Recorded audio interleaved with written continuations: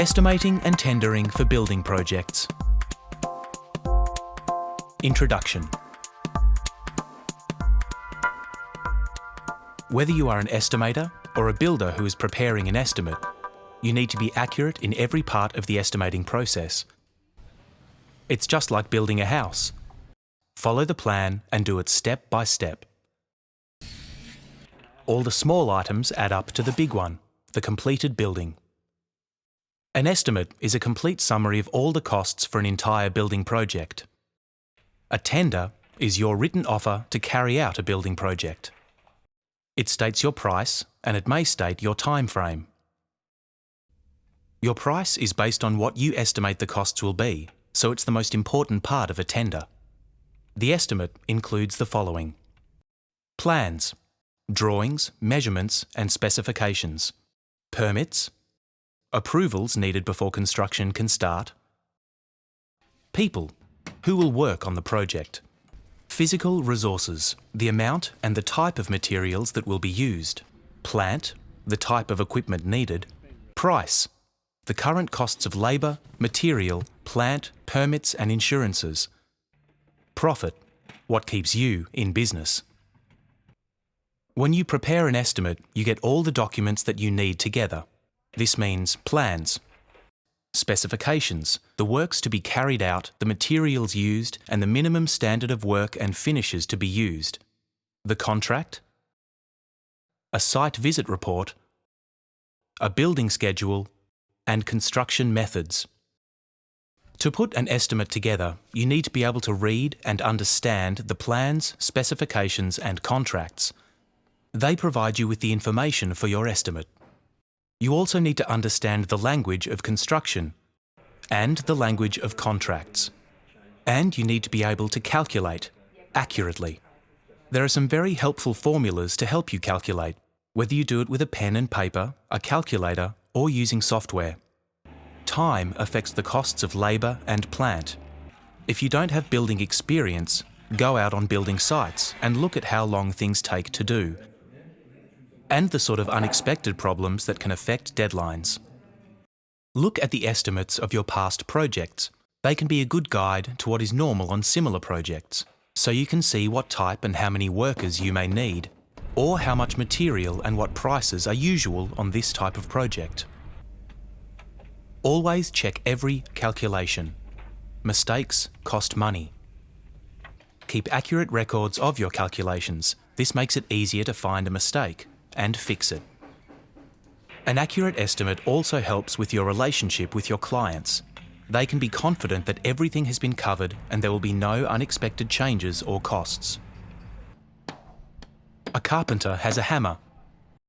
A plumber has a spanner. An estimator's basic tools are contract documents, which include plans and specifications, a calculator, a phone to get information, a worksheet, estimates of past projects, and a computer.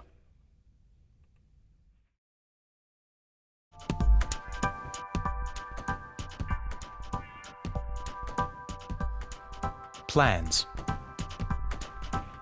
An architectural plan shows the design of the building, some structural information, for example, what's holding the roof up, and what sort of finish the building will have, say floor finishes and paint. Within a set of architectural plans, we have the following drawings: site plans, floor plans, elevations, sections, detail, electrical. There might also be specialist drawings. This is called a drawing set because it's the set of drawings needed for this project. All plans are drawn to scale. So from a measurement on the plan, we can work out the measurement in the real world. For example, when plans are drawn at a 1:100 scale, 1 millimetre on the plan equals 100 millimetres in the construction. So scales show the ratio of the plan drawings to the full size of the construction. A ratio compares the size of the first number to the size of the second number. This ratio says that the second number is 100 times larger than the first number. A site plan is an overhead view of the buildings on the block of land. It also takes into account the effect of shadows on surrounding properties. For plans, the scale cannot be less than 1 to 500, but a common scale used is 1 to 200. So 1 millimetre on the plan equals 200 millimetres on the actual construction. The site plan shows the orientation of the house and any other buildings on the site, and the offset. The orientation is the position of the building on the site. The offset is the distance from the front and the sides of the building to the boundary. The site plan shows an outline of where you can build on the site and what the maximum site coverage can be. Sometimes there is a maximum height for the buildings too. Under building regulations, the site plan must show things such as the levels of the allotment, the layout of drains, including stormwater drains, and paving, driveways and car parking spaces. The site plan may also show the location of services such as water, gas and electricity. The site plan may also include outside things such as swimming pools, landscaping, retaining walls and downpipes. A floor plan shows a view from above of the building or structure. It shows room layouts and room relationships, for example, where the master bedroom is in relation to the bathroom. It also shows where windows and doors are. But it shows only horizontal dimensions, that's straight across. We use millimetres for floor plans in the construction trade. On a floor plan, the common scale is 1 millimetre equals 100 millimetres. The ratio is 1 to 100. So 1 millimetre on the plan equals 100 millimetres on the actual floor. An elevation shows the vertical dimensions of the four sides of the building. Vertical is up and down. The common ratio on an elevation is 1 to 100. An elevation also shows roofs, walls, window and door positions, external finishes, and cladding. Sections normally show two slices through the house. They are also known as sectional elevations.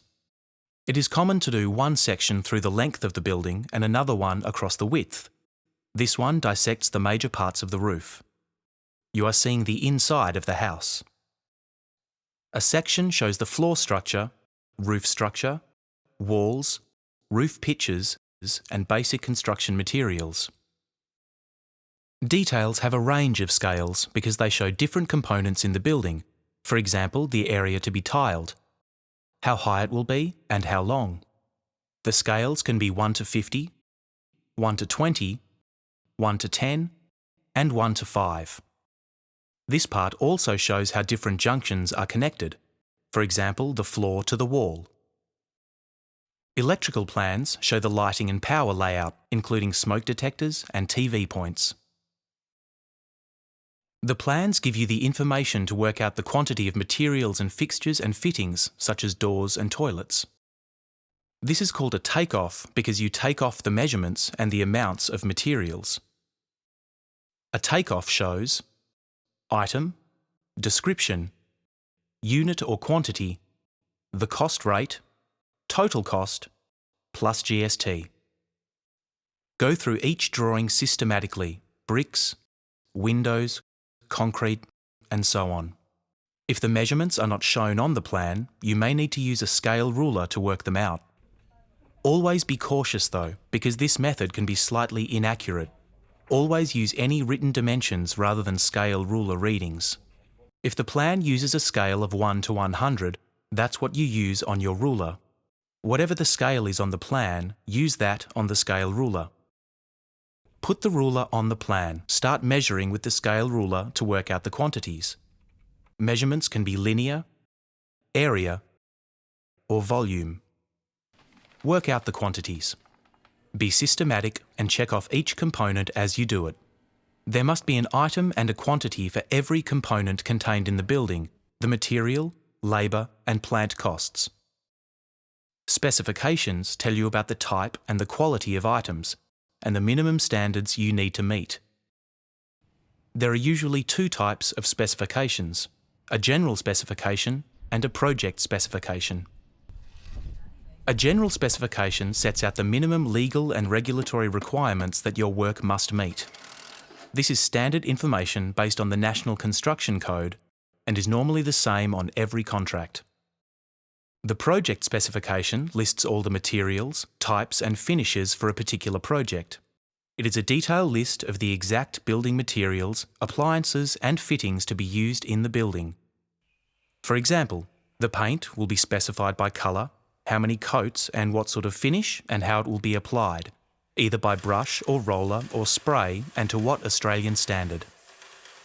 A hard copy of the specifications is attached to the contract. A contract is a legal document that brings the parties, that is the client and the builder, together.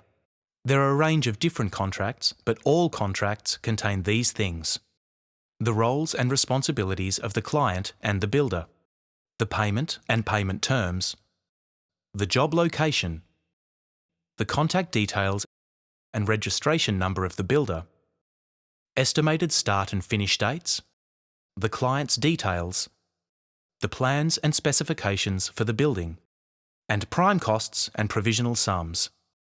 These are items you have not been able to get a quoted price for at this point.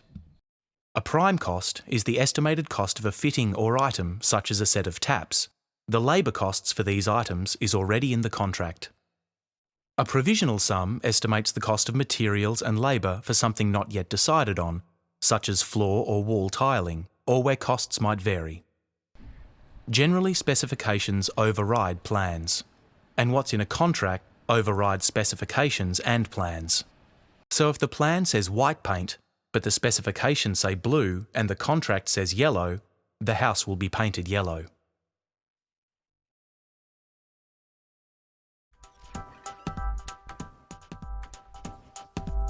Permits. A building cannot be constructed without a range of permits, from before building starts until it's occupied. This also applies to major renovations and smaller projects such as boundary walls and fences and garages and carports. All permits have a cost, which can affect estimates and tenders. Permits for building work are legal documents. The permits required are listed in the contract, which also states who will obtain the permits, the client or the builder. If a planning permit is needed, it must be obtained before construction starts. A planning permit covers what the land can be used for, subdivision of the land, and construction for both residential and commercial properties. Planning permits are issued by the local council. A building permit for a house is always needed. A building permit is issued by a building surveyor, a professional trained in the building control process. Copies of plans and specifications are given to the building surveyor. The building surveyor checks that the documentation complies with the National Construction Code and state and local building regulations. The surveyor also checks that the builder has the right building licence, registration and insurance. A building surveyor can be private or municipal, one who works for local government. The building surveyor charges a fee for these services. There is also a building permit levy collected by the building surveyor. Local councils may have bylaws which create another cost. Other items you may need to obtain a building permit for are domestic building warranty insurance, which provides protection to the owner, property information, such as the title, council and water rates, and any planned developments, a soil report and an energy rating report, which is required for most projects. Also, bushfire attack levels, BAL, need to be assessed in some areas, and these have an impact on fire protection building requirements. In some states, the building surveyor issues the building permit. In other states, the surveyor certifies the documents and then the council issues the permit. Once a building permit has been issued, construction can start. The building surveyor who issued the building permit inspects the project at 3 key stages of the work: footings, frame, and final. For every new home, the building surveyor must issue an occupancy permit before anyone can live in it. This permit states that the building is safe to occupy. To apply for an occupancy permit, you need to supply the plumbing compliance certificate. The building surveyor may also request documentation regarding termite protection, waterproofing, and so on to check that the work complies with the National Construction Code. For extensions or alterations to a building, the building surveyor issues a certificate of final inspection.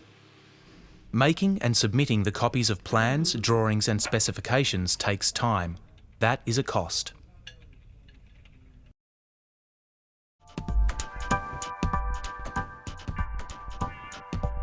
People. The plans, specifications and contract help you decide how many trades you need on a project. Most housing projects are similar and need the basic trades of bricklayer, carpenter, plumber, electrician, plasterer and painter. But you can't have too many people on site at the same time. What order different trades come in, the schedule, will depend on the steps of how a building is constructed. The availability of specific tradespeople can also affect price and scheduling. For a particular project, you need to know what sort of trades will be needed, how many are needed, what their current rates are, and when they can start the project. The key questions to ask are: how much an hour will each trade cost? How long will it take the tradesperson to do the tasks? And how long do different tasks take on average? We often underestimate the time needed to complete a task, which will make the labour cost estimates too low. And we often don't take account of things that could delay or slow down a project. Experience and asking competent tradespeople will help you work out how long it takes to do particular tasks. Labour costs vary between people. Some people are on wages, people on staff. Contractors are hired for a certain time. And there is day hire, people hired by the day. Skilled labour such as tradespeople costs more than unskilled labour, labourers. Builders pay wages to their staff, but on top of that they also pay on-costs. On-costs are things like holiday pay, insurance, rostered days off, sick leave, superannuation, workers' compensation, and the cost of tools. You need to include all those items to work out the hourly rate of on-staff tradespeople. Contract tradespeople pay for all those items themselves. Find out the hourly rate of a contract tradesperson with equipment. You divide the quoted price by the time to do the job. Compare the two figures, on-staff or contractor, to see which hourly rate is cheaper. The other two things to consider are the quality of work and the availability of the tradesperson.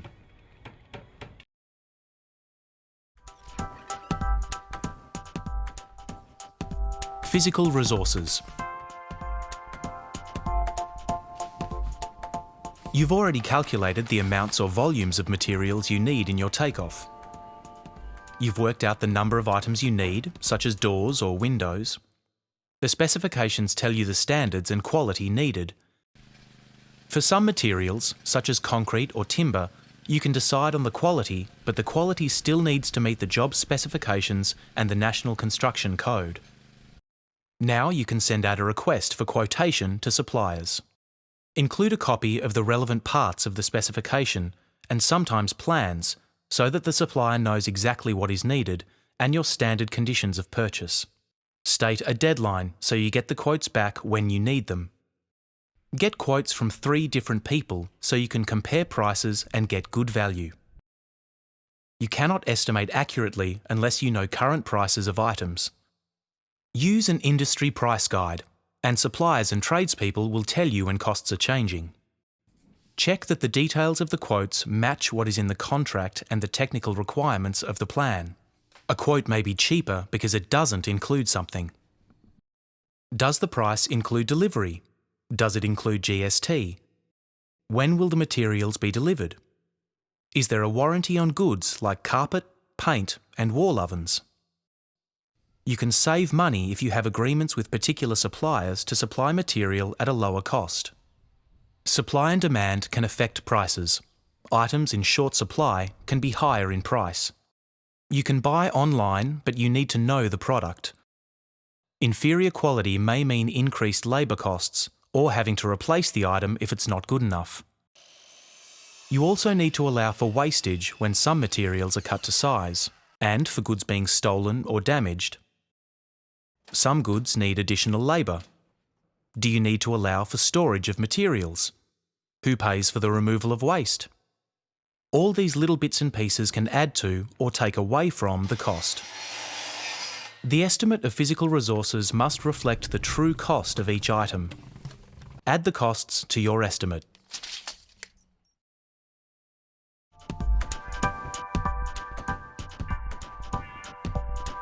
Plant.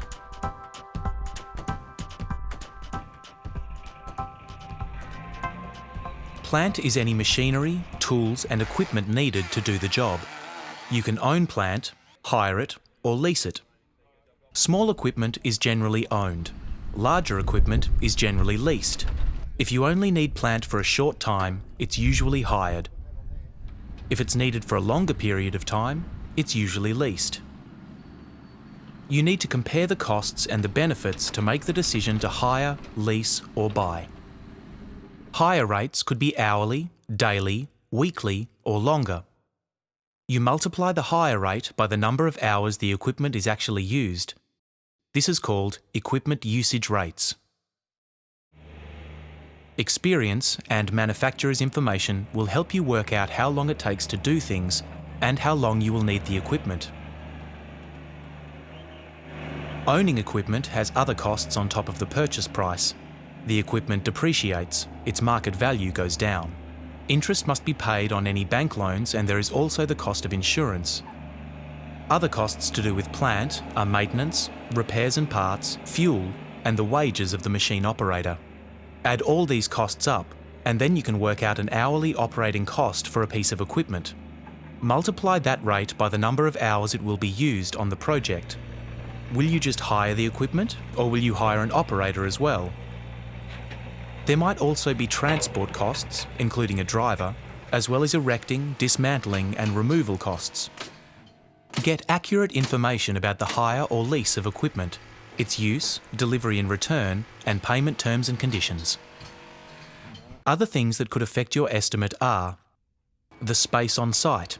How much room is there to store the equipment? Location of the job. Heavy traffic on a major road can affect delivery times. This information helps you work out the time. When the equipment can be delivered, how long it will be used for, and when it can be returned. Time affects costs. Add the plant costs to your estimate.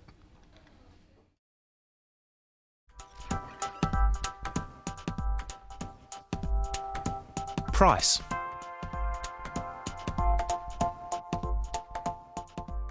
Every item in every component in the building is a cost to the project. It must be priced correctly and given a value in the estimate. You combine the individual costs of labour, material and plant. The result is called the unit cost. For example, there is some tiling in a plan that you are estimating costs for. Material costs, the tiles, glue and grout, are $35 per square metre. Labour costs, the tile layer, are $45 per square metre. Plant costs are $1 per square metre. Add up the costs. You get a sum of $81 per square metre. That's your unit cost for tiling. From the plan, you know you need 50 square metres of tiling, so multiply $81 by 50. When an item or material has not been chosen yet or you cannot find a price, you must estimate a prime cost. This might be for items like tiles, taps, door handles, or bathroom fittings. You make a reasonable estimate of the cost of the item, but not the labour costs, because they are already included in the estimate. The prime cost should state the make, model, and current price of items. A provisional sum is an amount of money to cover work or materials where the final cost is uncertain, such as site clearing. You must give a fair and reasonable estimate of the cost for these items, including profit margin and GST. When the actual cost does become known, an adjustment is made, either up or down. The builder needs to supply invoices to the client to justify the variation. A preliminary is the cost of preparing for work on the site of a project. It covers the cost of things that everyone on site uses or needs, things like scaffolding, the site toilet, and the site shed.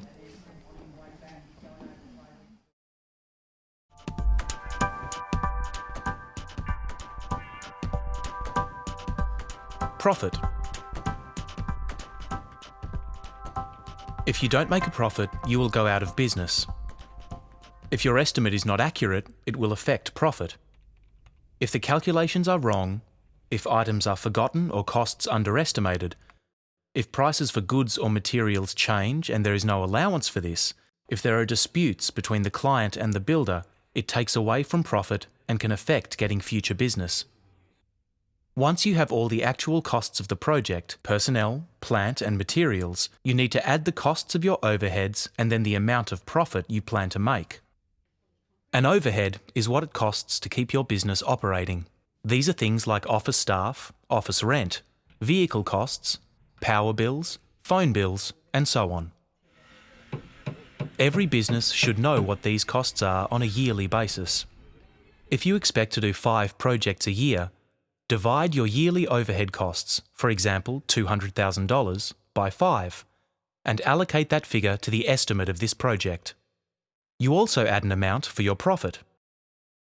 This is usually a percentage of all the costs of the project. Find out what percentage the industry usually adds to the actual costs. This can vary. You need to find out what the current figure is for your kind of project. You might decide that you have more chance of winning a tender if you add a lower profit figure. Multiply the subtotal estimate figure by 20%. The result is $58,000. That is your projected profit on this project. Your final estimate is $348,000. Then add GST. Accurate estimating is critical to the profit of your business, and you need to make a profit to stay in business.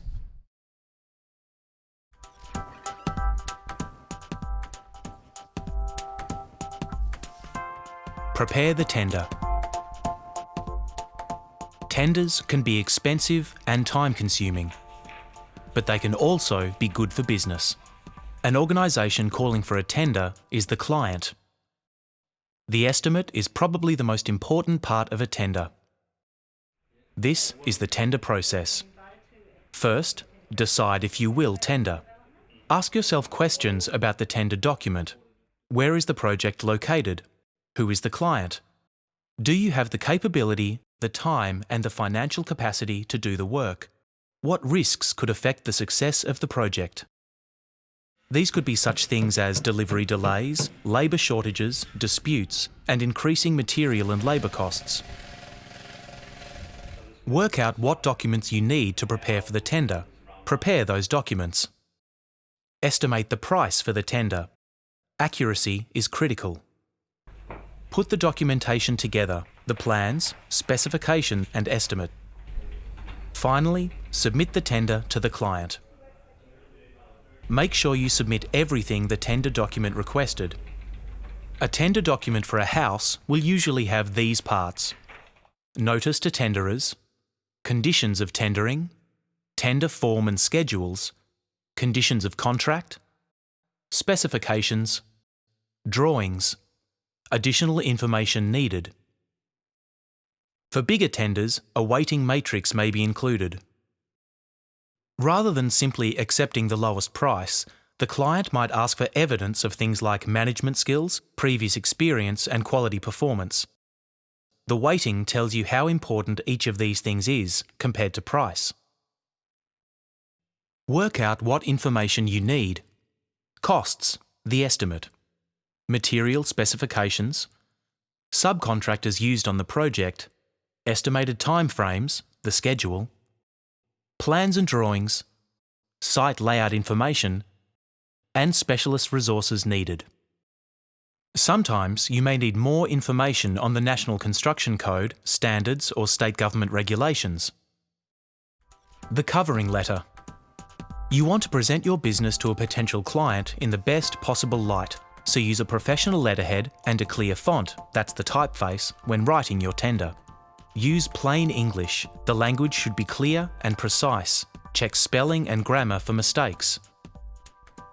Identify the tender name and number on the covering letter. The tender letter refers to the plans and specifications. Include the price and the GST. The construction schedule includes who is responsible for what and by when. Include extra items like prime costs and provisional sums. The language of tendering is similar to the language of building or estimating. If there is anything you don't understand, find out about it. For example, what is an extra? There may be other material you can include with your tender to make your application stronger. Things like evidence of your professionalism, competence, and reliability, artists' impressions, information on products you propose to use in the construction, information about your organisation or business, or promotional materials. These extra things might give you a small vital advantage over your competitors. Before you submit your tender documentation, give it a last check. Have you supplied what the client asked for? Are your figures accurate? Is the schedule realistic? Does the documentation, the letter, the attachments, present your business in a professional and positive way? Is all the required information and documentation there? If you work in a larger organisation, get sign-off from whoever is responsible. Do one last check of everything. Then submit the final documents to the client, on time. Make sure you submit the tender in the way the client requested: email, tender box, or mail. If your tender is not successful, you should ask for feedback because it could be helpful with your next tender submission.